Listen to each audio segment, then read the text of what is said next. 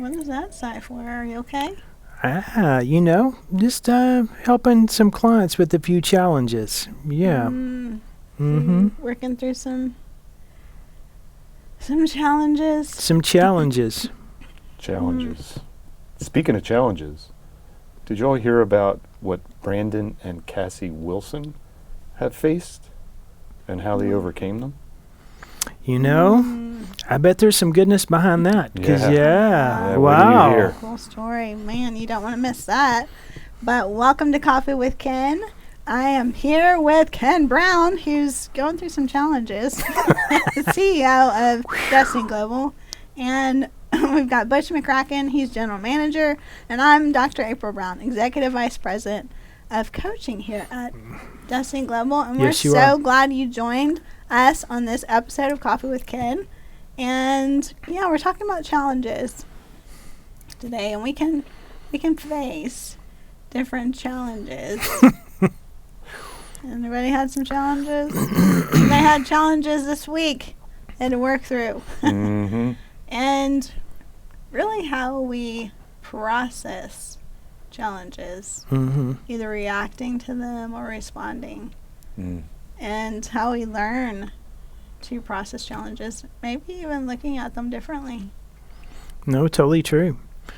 And recognizing how our own personality plays into those things and how we've responded in the past that may not be the way that we want, and how we're going to focus on changing those things. Because obviously many of us face similar problems over and over again.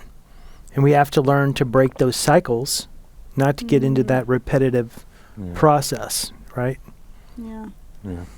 Well, what if there are opportunities? Like just looking at different people that have had those challenges but overcame them. And especially innovation comes through really working through challenges. It brings a lot of high value in the workplace when you can really work through those challenges and help others work through problems and challenges and obstacles. It really is, if you can look at it as an opportunity. Yeah, for sure. I think the big thing is when you're faced with a challenge, just don't steamroll into it. Take a step back and kind of give it a 30,000-foot view. Not to impulsive, see what you're up against. Not just to be impulsive and go like... Reaction, like you said. And then go, okay, this is what I got, the cards I'm dealt. Now let me play the hand. Yeah. And you'll get through it a little bit easier. It's not that it's easy, but you're better prepared. Well, obviously, most people through challenges they worry because they don't know the outcome, and the reality is if they put their mind to it, the outcome will be positive 9 times out of 10, simply because they're putting the effort in to solve it. When someone sees you working through, whether it's a financial issue, whether it's an issue in marriage, whether it's an issue in the workplace, it's when you're communicating and you see someone working to actually make things better, and they may not be perfect in the process they're going about it. The fact is they're usually given grace because you can see them working. It's just like a child trying to clean the room. The room's not totally clean. The sink's not totally clean. Depending on which person. I'm not going to spill. We're good. Coffee. No coffee. Yeah, just those little. You saw the little splashes there, but it's okay. It went on me. But the reality is that as long as you see someone putting the effort in, it's not got to be perfect. And when you put the effort in, people see that, and you watch people begin to help you because they can see you're putting the effort in. Yeah, but it really is about how you view it.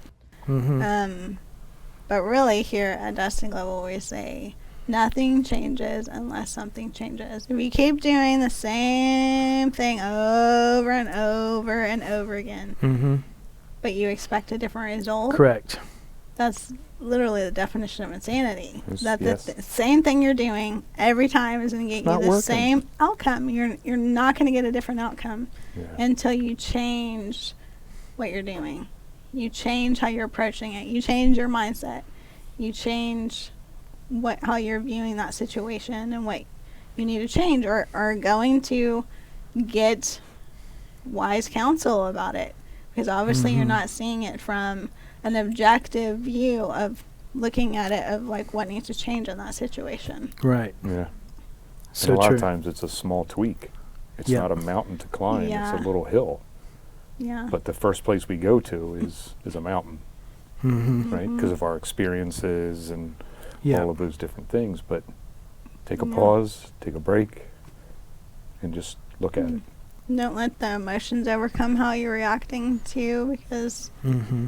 the strong emotions, you literally, your brain shuts off. Hmm. You can't process, you can't think through problems when you feel anxious, when you feel worried, when you're have high emotion about it. You have to settle down. You have to process it. Yeah. Say, okay, I'm a little upset about this. Process that. Don't make that decision like you said in that heat of that emotion, but settle down and then process it. Mm-hmm. Yeah. Well, because your mind hasn't gone there to solve that problem before, sometimes it can cause issues. And that's why people with more experience in getting someone to help you through that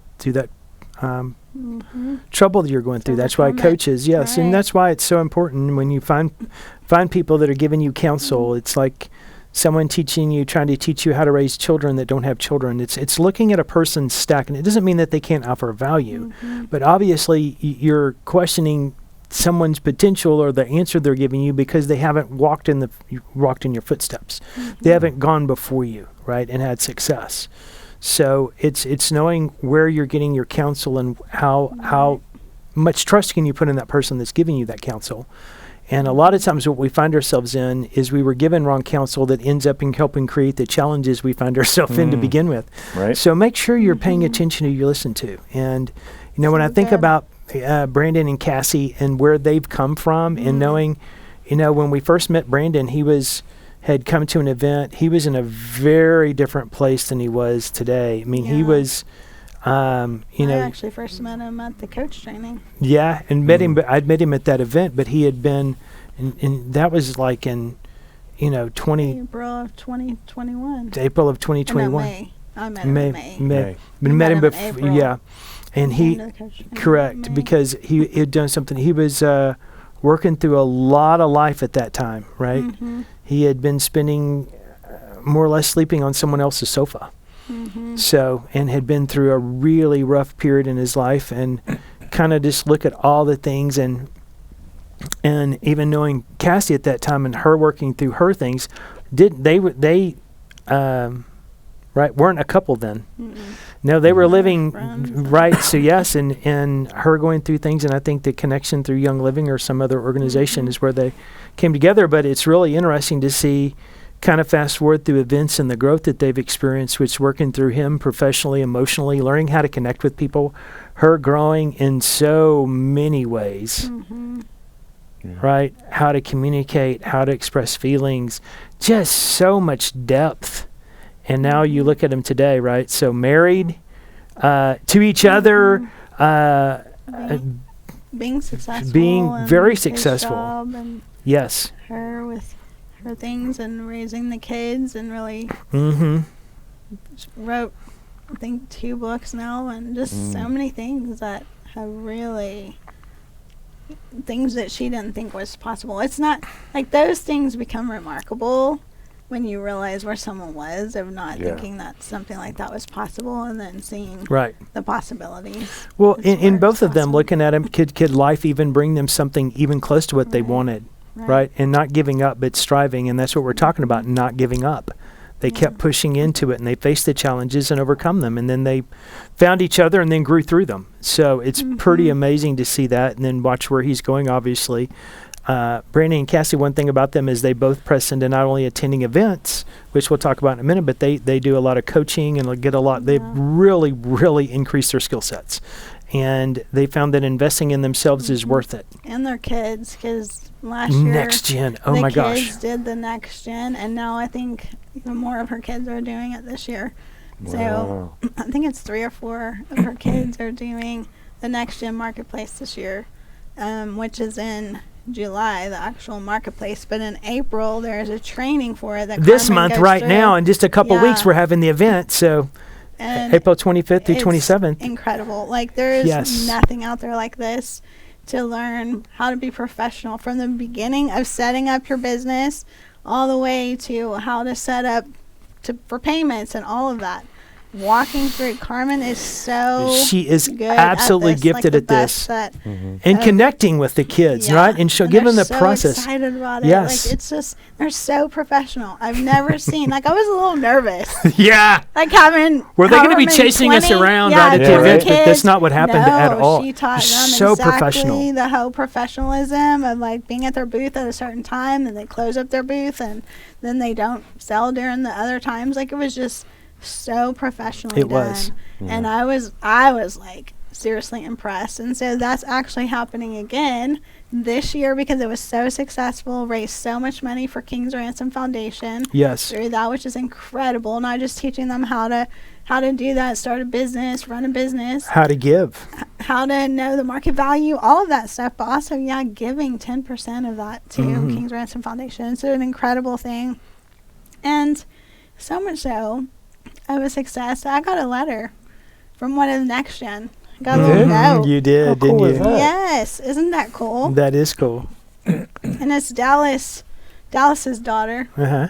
and she's in our community, and her 2 daughters, single mom, amazing. And she wrote this Yeah, read it to this us. note. I think it's really cool because not just that of talking about professionalism, but someone that would take this time to write this and send an encouraging word. Like, she had to think through this. She made her card herself, Yeah. wrote it out. I don't know. I'm very impressed. This isn't about me, even though it's a very sweet note. It says, Dr. April Brown, I am most inspired by you. You are my favorite trainer. What? I didn't Did you hear that? No.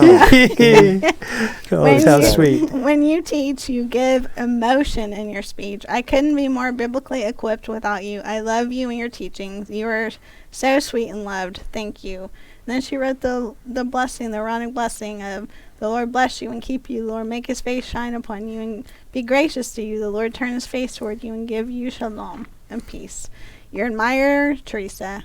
And it said, P.S. Tell Chloe, I said thank you for the letters to me for DG events. Yeah, because she writes Chloe, letters to all of daughter, her clients. writes the letters to Sweet. Well, our and clients, we can so- thank Carmen for part of that as well, because Exactly. training the Like, children how to do things I and know, thank you I'm letters. a It's little bit I get the blessing. You're from Carmen, thank you for the work, Carmen. Has trained Yes. our next gen. Yes, to be so awesome. So amazing, and so to do stuff like that and be so professional and think of how to encourage and edify people. That's part of the training too. Yes. Yeah. It's incredible. It is, So- and just the whole next gen thing, and then the event itself, and getting into the gyms training and war on debt, and the stuff that Jackie's really pouring into. And this is going to just be a fantastic event in Albuquerque. It's in Albuquerque, New Mexico, April 25th through 27th. Just around the corner. Yep. Get your ticket.